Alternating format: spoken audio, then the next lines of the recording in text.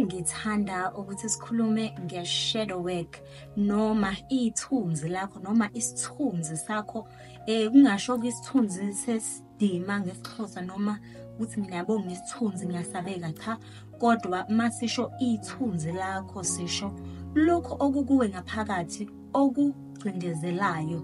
Kungaba izifiso, kungaba izici, kungaba yizo zonke nje lezi zinto ongafuni ukuthi uzi-acknowledge noma uzamukele ngawe, ukuze phela uzokwazi-ke ukuthi uzithuthukise njengomuntu, ufike kwisigaba la esithi uya kwi-individuation process, nokuyila usuqhakaza khona-ke phela uzokwazi ukuthi-ke uzithuthukise wena njengomuntu, usuke la uye kwenye indawo, ngoba vele asihleli endaweni eyodwa. Inhloso njengoba sila akugona ukuhlala endaweni eyodwa. Kodwa namhlanje ngizocela ukuthi sikhulume nge-shadow work. Kuyinto engithatha isikhathi-ke mina ukuthi ngiyiqonde nokuthi ngi-understand, kodwa-ke sifikile isikhathi sokuthi ngidile no-shadow self wami noma ithunzi lami leli lingamele eliyimina, elikimi, kodwa mina engikhetha ukuliqindezela, engikhetha ukuthi ngingalisebenzi njengoba-ke nabaningi benza. Isikhathi esiningi-ke i-shadow noma u-shadow self wakho awumazi uma kakhulukazi ungakayiqali le ndlela, nokuyinto ewufika ube aware kuyo noma uyiqaphele emva kokuba sewuqalele lolu hambo la usunikeza khona isikhathi ukuthi hayi, ake ngidele nezinto ezithize eziyingxenye yempilo yami, bengikade ngibeke ngithi hayi ngokubuye ngibone mhlambe kungaba izinto ezama-addictions, izinto ozithandayo wena oyitshela ukuthi uyayithanda kanti izinto ozicindezelayo ngenxa yokuthi kukhona ezinye izimo ozibeke eceleni ongafuni ukuthi uzisebenze empilweni yakho. So sizokhuluma i-shadow work-ke iya ukuthi isiza ngani nokuthi iyini-ke. Kancane sengizamele ukuchaza ukuthi i-shadow work ngabe iyini, nokuthi-ke okwesibili i-shadow work ngabe ibaluleke ngani, yini kufanele ukuthi siyenze i-shadow work. So phinde sikhulume nokuthi ngabe i-shadow work siyenza kanjani, nokuthi-ke ngabe imiphumela yini-ke ozoyithola emva kokuba wena-ke ususebenze ngo-shadow self wakho. Oqala nje i-shadow work kuyitemu eliqalwe noma elithuthukiswe uCarl Jung nokusongqondo wase-Switzerland, i-psychologist obesebenza nje ebheka kakhulu ukusebenza komuntu ningaphakathi lakhe, ebhekana kanye nalezi zinto esingayiboni ngamehlo enyama, kodwa ezenzakalayo emzimbeni wethu, njengoba-ke vele impilo yethu la emhlabeni ingalokho, kuwukuthi thina asikwazi lokho ngoba lolu lwazi lufihlelwe isizathu sokuthi badlale ngawe ube isulu, njengoba namhlanje ucabanga ukuthi le mpilo oyiphilayo kuyiyona mpilo kufanele ngabe uyayiphila, kanti cha, impilo kufanele uyiphile ile ehambiselana nomthetho wendalo kanye nalokhu okwenzeka kuwe ngaphakathi, ukuze phela lokho kuzoba umphumela empilweni yakho kuzoncoma nokube ngale ndlela oyifisayo. So i-shadow work-ke kafushane yikho lokho ukuthi sibheka lezi ngxenye-ke zey'mpilo zethu ebezikade siy'cindezela singafuni-ke ukuyisebenza sonke lesikhathi. I-shadow work ibalulekile kakhulu ukuthi siyenze. Uma kungakayifikeli kuwe, njengoba ubona le video, ngiyakholelwa ekutheni ayikho into eyenzeka izazo singekho, mhlambe isikhathi sokuthi ube ne-awareness noma uqonde ukuthi ngabe yini i-shadow work. I-shadow work-ke izokusiza uma uyenza ukuthi uzokwazi ukuyiqonda kangcono, ngoba lezimo noma lezinto ozicindezelayo ongafuni ukuthi uzamukele ngawe zizohlala ubala. Sisusa izinto la esingakwazi ukuzibona khona engazuthi zilele kodwa zinomthelela empilweni yethu. I-shadow noma ithunzi lakho yizinto ezenzeka kuwe kodwa wena awuboni ukuthi zisukaphi nomsuka wazo. Isikhathi esiningi-ke umsuka wezinto ezenzekayo empilweni yakho usumdala kusuka ebunganeni bakho-ke, nokuyila okuqala uqokeleleke konke lokhu okuzothi mawusukhulile usumdala udinge ukuthi ukusebenze ngoba izinto obuzigcinezela mhlambe wake wahlukunyezwa ngaphambilini noma wake wanukubezwa mhlambe ukhulele emndenini ongenathando noma mhlambe abazali bakho bakushiya noma ukhule nje uhlukumezekile. Lezo zinto uyazibeka eceleni.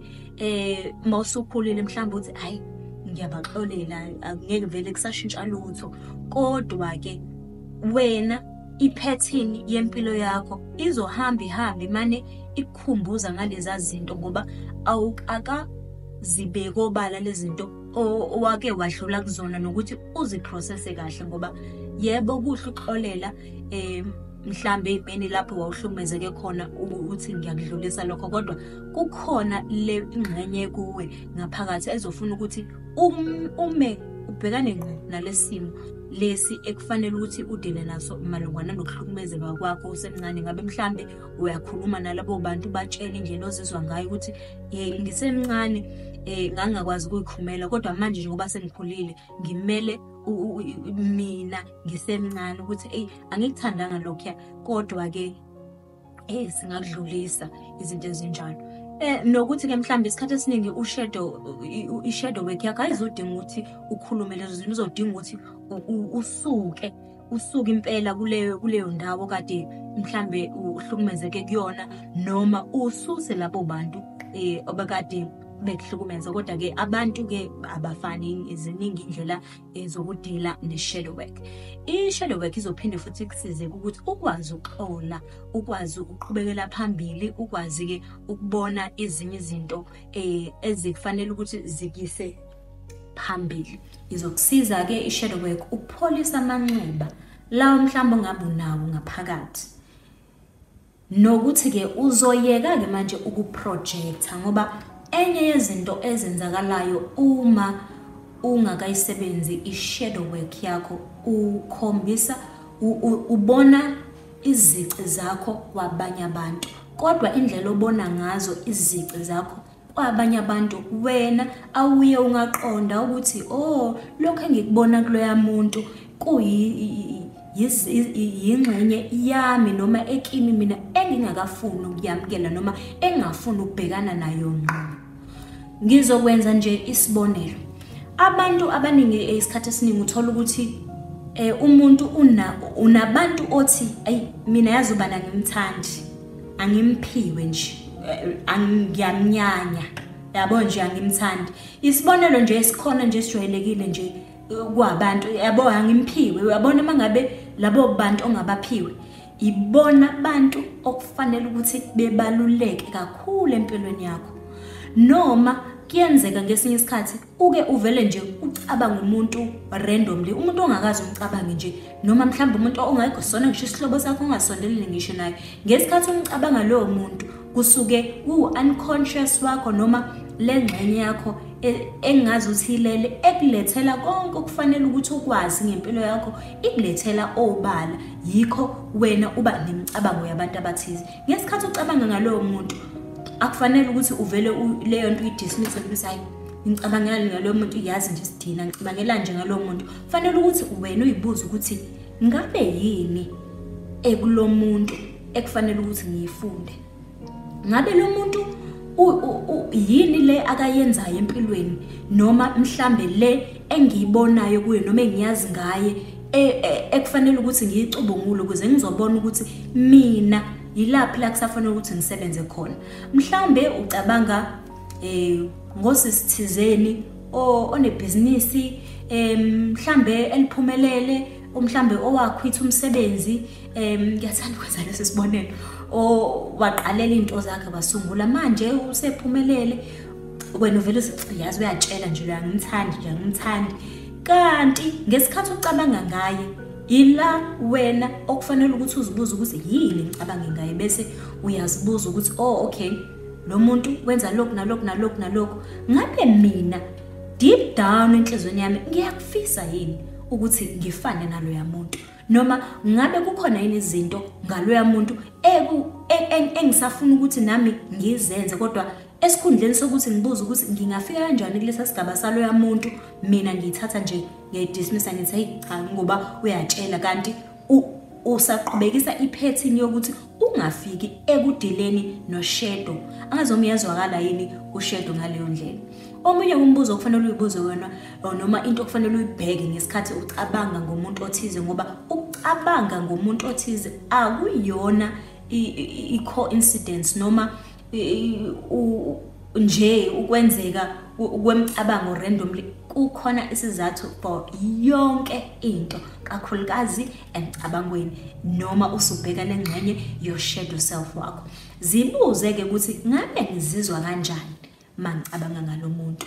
Ngabe ngiyajabula ngithi hey cha yazi umuzwa wami unentokozo, ngiyamjabulela, noma mhlambe lo muzwa wami unokucikeka nje, unokunengeka nje ukuthi yindaba ngicabange nje loyo nje angifuni ngishana nento ezongihlanganisa naye. Yilokho kwesibili okufanele ukuthi ukwazi, kodwa ngoba imizwa yakho ikutshela lokhulu. Lokho kuqonda imizwa yakho kuzokutshela ukuthi ubaluleke ngempela-ke lo muntu uma ngizizwa ngendlela engamthakaseli, ngoba sekufanele ukuthi ngijule-ke manje kuye, ngijule kuye. Awumtshelile, awumfonelile, wenzela ukuthi wena uzenzela ucwaningo ngaye loyo muntu, uyajula ngezinto ozibheka ukuthi njengoba enebhizinisi, ngabe ngiyafisa yini nami ukuthi ngelinye ilanga ngibe nebhizinisi. Ngabe ibhizinisi lini leli mina engifuna ukuthi ngililanga ngiliqale libe impumelelo?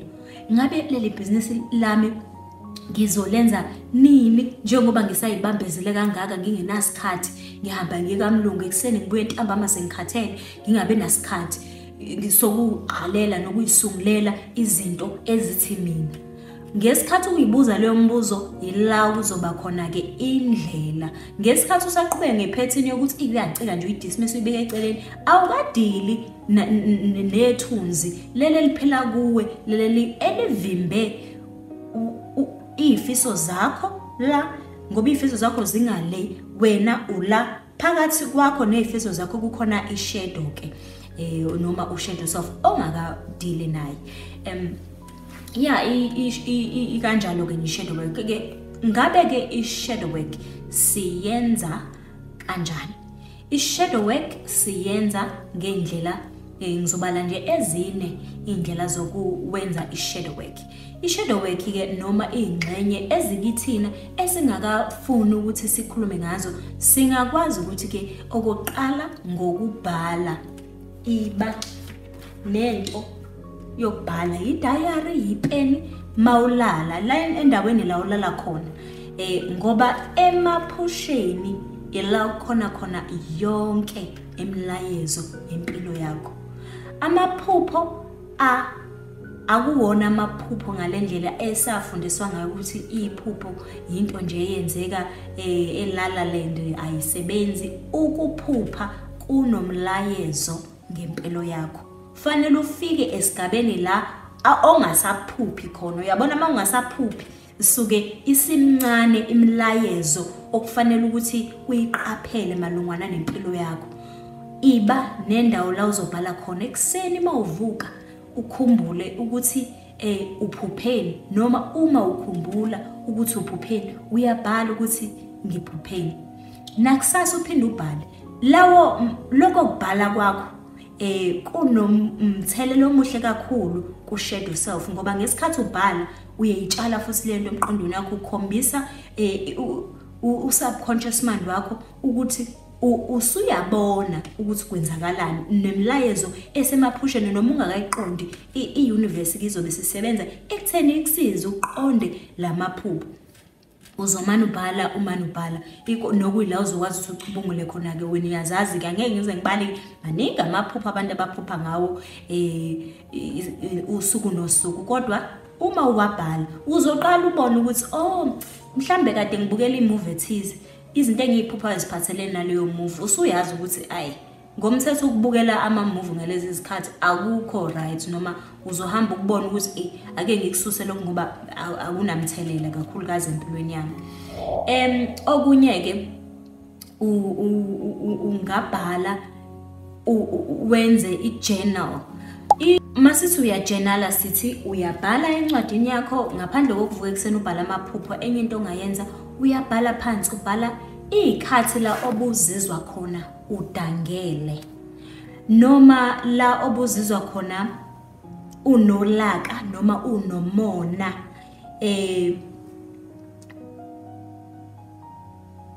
ey'ngxanyeni ey'thize nje zempilo yakho. Ngabe nginomona ngokuthi omunye umuntu uphumelele, mina ngiphumelele? Ngabe nginolaka ngendlela engakhuliswa ngayo abantu abangikhulisa, noma indlela ababengiphatha ngayo? Ngabe namanje leyo nto isanomthelela empilweni yami? Ngabe nginolaka ngezinto ezenziwa kimi, mhlawumbe ngabe kunokubezwa noma ukuhlukunyezwa ngandlela thize? Ngabe nginolaka mhlawumbe ngezinto ezenziwa abanye abantu bomndeni wami, mhlawumbe kwabanye abantu bomndeni wami, noma kungeseyona kodwa into eyayinomthelela kweyami impilo. Ukuze-ke phela uzokwazi ukuhlola yonke-ke le mizwa, ngakho ukubhala-ke lokho. Ukubhala kuyinto thina esiyithatha njengokuthi hhayi mhlawumbe yinto, ukubhala into yasesikoleni. Mase sesisodwa ngayedwana awufuni ngisho into ehlanganise nepeni, kanti ila kufanele ukuthi ubhale khona. Uyabona mina njengoba sengayiyeka ukusebenza ngiyongena kunyaka wesithathu manje, kodwa nginamapeni oyilo wazalwa, nginey'ncwadi oyilo wazalwa, nginama-exam pad, nginama-journal oyilo wazalwa, ngoba hayi ngiyabhala nje usuku nosuku. Ngiyabhala usuku nosuku, noma-ke ngingasabhali-ke kakhulu ngezinto ze-shadow. Ziningi izinto kule ndlela ey'bhalwayo, kodwa uzohamba nawe uzikwazi ukuthi zingene zigxile kuwe, mhlawumbe zikusize ukuze nawe uzokwazi ukudila nezinye-ke iy'ngxenye. U-shadow self, i-shadow work yakho izophinde ikusize wena ngokuthi lezi zinto ozicindezelayo zikwazi ukuthi zibe sobala. Abantu abaningi esikhathini samanje bayaphuza, and ukuphuza kwabantu angeke sisasho ukuthi kunormal noma kusezingeni lamukelekile. Ukuphuza kwabantu esikhathi esiningi uthola ukuthi umuntu uphuza ngoba mhlambe uney'nkinga, kungabe inkinga abhekene nazo njengamanje, kungaba mhlambe inkinga akabhekana nazo ngaphambilini. Uma-ke uzothi uma uphuzile ukhohlwe kancane iy'nkinga zakho, mawususubuyela ususoba, uzame ukudila ney'nkinga zakho, ukunokuthi ulokhu uphuzile. Zama ukudila nalezi zinto ozicindezelayo, iyona shadow work leyo. I-shadow work yethu futhi abanye abantu bayicindezela ngisho nangobudlelwane. Mhlambe wake waba sebudlelwane obungalungile, noma mhlambe ekhaya isimo sakho nomndeni wakho asisihle, mhlambe akuzwana, kuney'ngxabano kunjeya nje usukhulile usubona ukuthi hayi ngoba sengiyakwazi ukuthi ngiyoyikipitela, angivele ngihambele ngiyoyihlalela nomuntu wami kube mnandi, kungabi bikho nkinga. Uyayicindezela izimo okufanele ngabe udila nazo. Wena uthatha lokhu ofanele ukuthi ngabe ubhekana nakho ngqo, uhamba uyofaka esinye isimo okuyi-relationship mhlambe ongayidingi, mhlambe engakusebenzeli, mhlambe okungeyona ubudlelwane mhlambe obuthandayo noma okuyilobo okufisayo for impilo yakho. U-shadow work-ke ubalulekile ukuthi umsebenzi uwenze lo msebenzi ubalulekile-ke. Ngaphandle-ke kokubhala-ke ungaphinde futhi-ke uxhumane nabantu abama-professional, esingathi-ke abaxilongi bezengqondo, ama-psychologist, ukululekwa ngokwengqondo. Noma-ke mina siqu sami ngingakugqugquzeli lokho, angisho ukuthi wena ngeke ngikusebenzele, ngoba yebo bakhona abantu kakhulukazi kwi-shadow work abantu abanalo ulwazi olunzulu, kodwa ngiyakholelwa kakhulu ekutheni umuntu nomuntu nomuntu, as soon as ubona ukuthi onayo inkinga engibhekene nayo, ngaphakathi kuwe konke okudingayo kukhona. Njengoba uhamba nje awuhambi wedwa, uhamba nabaningi abakuthwele abazela ukuzokusiza. Kungabe ingelosi, kungabe inyanya, kungabe uNkulunkulu, kungabe u-Allah, ngabe ushembe, noma ngabe yini ofuna ukuyibiza ngayo lento, ngoba ikhona kuwe ngaphakathi futhi uyazi ukuthi ihlezi ikhona ukukusiza. Ngabe uyibiza ngo-Divine Mother, ngiyakholelwa kakhulu ekutheni uyacela kubo, ngisizeni nayo inkinga yami. Hayi ukuthi uyabacela, uyakhomanda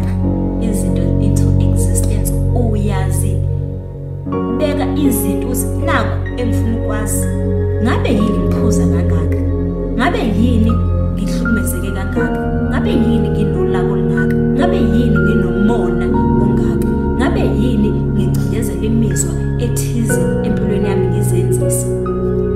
Kuzohamba-ke kube khona iy'mpendulo ngesikhathi ubuza uyathola, ngoba i-universe noma lo mkhathi libe esiphila kuwo, lamandla amakhulu enza izinto zenzeke, asebenza ngombuzo ophuma kuwe ekujuleni kwenhliziyo yakho, ufuna ukwazi iqiniso bese-ke ekulethele iy'mpendulo ukuze uzokwazi ukuthi uphenduleke. Awuvele nje ukuzibe kwenze ngazuthi awubuzanga. Konke okubuzayo kuyaphenduleka. Ungaphenduleka ngabantu, ungaphenduleka ngamaphupho, ungaphenduleka ngemicabango. Okunye-ke ungaphinde futhi kwenzeke i-meditation. Ngesikhathi uzohlala phansi umedithatha, uyasho ukuthi ngifuna ukudila ney'ngxenye zempilo yami lezi ezisayithunzi empilweni yami, ezinye engingakayiqondi, ezinye sengizazi, nginomona, nginolaka, nginemizwa engiyigcindezelayo. Konke lokho njengoba ngihlala ku-meditation ngicela ukukhonjiswa. Ucela kubani na? Kunoma ngabe yini lento okhulelwa ukuthi iyamandla amakhulu, ngoba wona amandla amakhulu akhona. Kuwukuthi nje siwabiza ngamagama ahlukene, kodwa-ke lokho akuwashintshi amandla nomsebenzi awenzayo empilweni yomuntu. Izindlela yokukhombisa noma yokudila no-shadow work noma yokwenza i-shadow work ukudweba, ukungena kwi-artistic expression. Ngabe uyadweba, ngabe uyacula, ngabe uyadansa, yonke nje into ewubuciko onayo noma ofisayo ukuyenza, izame vele uyenze. Mawufuna ngathi, uma kuzwe ngathi ungadweba, dweba. Mawuzwe ngathi ungacula, cula. Kanti ukuzikhombisa uciko akusekona kuphela ngalezi zinto esizijwayele ukudweba nokubaza, zonke lezi zinto sekungisho nangezinto esizenzayo like social media. Uyangena wenza izinto ube nobuciko obuthize, ngenze nje isibonelo sesimanje manje. So kubalulekile ukuthi sidile nayo ishadow ngendlela lezi ezomelana nathi. Imizwa iyona ebalulekile kakhulu. Njengoba ngithe uma ucabanga umuntu kufanele ukuthi ubheke ukuthi uzizwa kanjani. Even i-shadow ingaba khona ngisho ebudlelwaneni la umuntu umcasukela kakhulu noma umthanda kakhulu, ngoba akukho normal thanda kakhulu, akukho normal ucasuka kakhulu. Yonke into kufanele ibe in moderation, ibe nje ngokwesikali. So zibuze-ke wena le mbuzo-ke, zibuza ukuthi yini ngizizwa ngale ndlela? Kungabe yini le eyenza ukuthi ngizizwe ngicabanga ngalo muntu? Ngabe futhi ngivikeleka kwini? Ngabe iziphi izinto kufanele ukuthi ngizamukele ngami?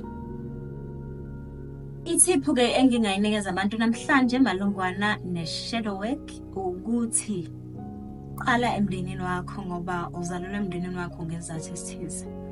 Ubheke indlela owakhula ngayo, ubheke indlela ozizwa ngayo ngamalungu omndeni wakho.